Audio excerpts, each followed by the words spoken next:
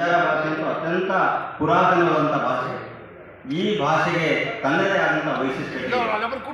ಬಹುಶಃ ಈ ಭಾಷೆಯಲ್ಲಿ ಒಂದು ಅಕ್ಷರದ ಪದಗಳು 100ಕ್ಕಿಂತ ಜಾಸ್ತಿ ಇವೆಲ್ಲ. ಇದು ನಮ್ಮ ಪ್ರಾಕೃತ ಭಾಷೆ ಏನಿದೆ, ಹಂಪನಾಗರಾಯ ಸಾಹೇಬರಿಗೆ ಅದು ಗೊತ್ತಿತ್ತು. ಪ್ರಾಕೃತ ಭಾಷೆಯಲ್ಲಿ ಬರೀ ಸೌಂಡ್ ಮೇಲೆ ಆ ಭಾಷೆ ಆಗ್ತಾಯಿದೆ. ಆ ಪ್ರಾಕೃತ ಭಾಷೆಗಳಂತ ಎಷ್ಟೋ ಪದಗಳನ್ನ ಬಂಜಾರ ಭಾಷೆಯಲ್ಲಿ ಅಡಾಪ್ಟ್ ಮಾಡಿದ್ದಾರೆ. ಅಷ್ಟೇ ಅಲ್ಲ, ಬಂಜಾರ ಭಾಷೆಯಲ್ಲಿ ನಮ್ಮ ಸಂಬಂಧಗಳನ್ನ ಮತ್ತು ನಾವು ಕ್ಲಾರಿಟಿ ಹೇಳಬೇಕು ಅಂತಂದರೆ ಈ ಭಾಷೆಯಲ್ಲಿರುವಂಥ ಕ್ಲಾರಿಟಿ, ಈ ಭಾಷೆಯಲ್ಲಿರುವಂಥ ಸ್ಪಷ್ಟತೆ ಬಹುಶಃ ಇನ್ಯಾವ ಭಾಷೆಯಲ್ಲಿ ನಾವು ಇದನ್ನು ಕನ್ನಡ ಇಂಗ್ಲೀಷ್ ಅಂತೂ ಅತ್ಯಂತ ಇದರ ಭಾಷೆ. ಅಂಕಲ್ ಅಂತಂದರೆ ಈ ಜಗತ್ತನ್ನ ಅಂಕಲೇ ಆಗ್ಬಿಡ್ತಾರೆ. ಮಾವನು ಅಂಕಲೇ, ಚಿಕ್ಕಪ್ಪನೂ ಅಂಕಲೇ, ದೊಡ್ಡಪ್ಪನೂ ಅಂಕಲೇ. ಅಂಕಲ್ ಅಂತಂದರೆ it's a very broad word.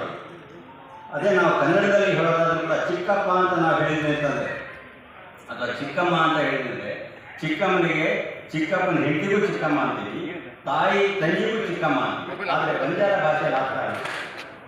ಚಿಕ್ಕಪ್ಪನ ಹೆಂಡತಿಗೆ ಕಾಕಿ ಅಂತೀವಿ, ತಾಯಿ ತಂಗಿಗೆ ಮಾಸಿ ಅಂತೀವಿ.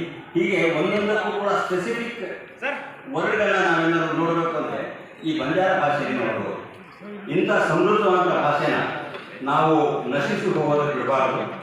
ಇದನ್ನು ಏನಾದರೂ ಮಾಡಿ ನಾವೊಂದು ದಾಖಲೀಕರಣ ಮಾಡಿ ಈಗ ಏನು ಒಂದು ಜನರೇಷನ್ ಒಂದು ಇದನ್ನು ನಾವು ಯಾವುದೇ ಕಾರಣಕ್ಕೂ ನಶಿಸಿ ಹೋಗೋದಕ್ಕೆ ಬಿಡಬಾರ್ದು ಅಂತ ಅನ್ನೋ ಕಾರಣಕ್ಕೆ ಈ ಒಂದು ಸಮಿತಿನ ಏನು ಕರ್ನಾಟಕ ಸರ್ಕಾರ ರಚನೆ ಮಾಡ್ಬೋದು, ಅದು ಅದ್ಭುತವಾದಂಥ ಕೆಲಸ ಮಾಡಿ ಇವತ್ತು ಆ ವರದಿನ ಕೊಟ್ಟಿದೆ. ಆ ಕ್ರಿಯಾಯೋಜನೆ ಪ್ರಕಾರ ಇವತ್ತು ಅಕಾಡೆಮಿ ಏನಾಗಿದೆನೋ ಅದು ಅದರ ಔಟ್ಸ್ಪೀಡ್, ಅದರಿಂದ ಹೊರಹೊಮ್ಮಿರುವಂಥ ಒಂದು ಅಂಗ ಇದೆ. ಅದೇ ರೀತಿ ಲ್ಯಾಂಗ್ವೇಜ್ ಎಕ್ಸಲೆನ್ಸ್ ಸೆಂಟರ್ ಅದು ಹಂಪಿ ಯೂನಿವರ್ಸಿಟಿಯಿಂದ ಕರ್ನಾಟಕ ಸರ್ಕಾರ ಸುಮಾರು 3 ಕೋಟಿ ರೂಪಾಯಿ ದುಡ್ಡು ಕೊಟ್ಟು ಅದನ್ನು ಆ ಸೆಂಟರ್ನ ಓಪನ್ ಮಾಡೋದಕ್ಕೆ ಅದಕ್ಕೂ ಕೂಡ ಒಂದು